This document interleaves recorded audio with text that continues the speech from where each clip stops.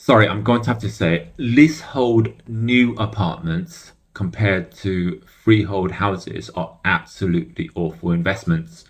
And this is somebody who has invested in and around the West Midlands for over 20 years. And I also own a lot of ex-council flats myself. I also own a residential lettings and management agency. And we let and manage a lot of properties in and around Birmingham, including new apartments and luxury apartments. And, when I look at all the different property types, I think, in my personal opinion, I mean, my experience, that leasehold new apartments are the worst ones, the worst properties to buy. I can't see any advantages to a leasehold new apartment compared to, let's say, a freehold house. I mean, there might be some, but I'm certainly open to a discussion on it. I can certainly see a lot of downsides, however. As an example, they are extremely low yielding compared to freehold properties. When you purchase a new leasehold apartment, you are paying a premium. So there's no real value add in that scenario. Are you paying a premium? And then the rent it's never actually as high as what you can get for a three-bed freehold, for example.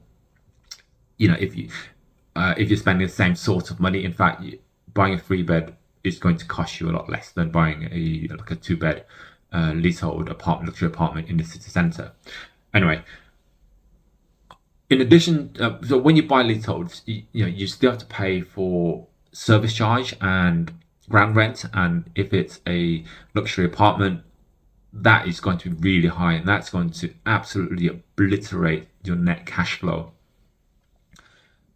Another downside is that you don't own the property, so you don't own the land, obviously, but you don't own the property, and so you have a lot less control over what you can do in the property. You get a lot less space for your money, and there's a lot more neighbors, and you absolutely have no control of your neighbors. In fact, you've got one to above you, below you, on the left of you, on the right of you. Whereas if it's a freehold, if it's a semi-detached, you might have one to the left or right. If it's a mid-terrace, you might have one to the left and right, but you're not going to have one above and below and left and right. With high density developments, so flats, there's always issues where basically when there's groups of people involved, there's always issues with bins, parking, noise, litter, and also you've got to deal with the block management company. And 99% of the time, the service is absolutely awful, and the block over time would actually not be kept in a very good state, and you have no control of that. In fact, the only thing you're going to have to do is pay a higher ground rail service charge over time.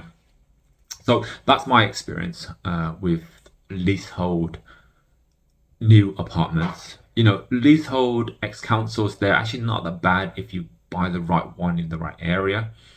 But leasehold new apartments, certainly luxury apartments, in my experience and my opinion, are absolutely awful investments compared to freehold houses. Now, I know people out there that do invest in leasehold new apartments, and they seem to be doing quite well. So, maybe I'm doing something wrong. Maybe I don't want to. Maybe I'm missing something.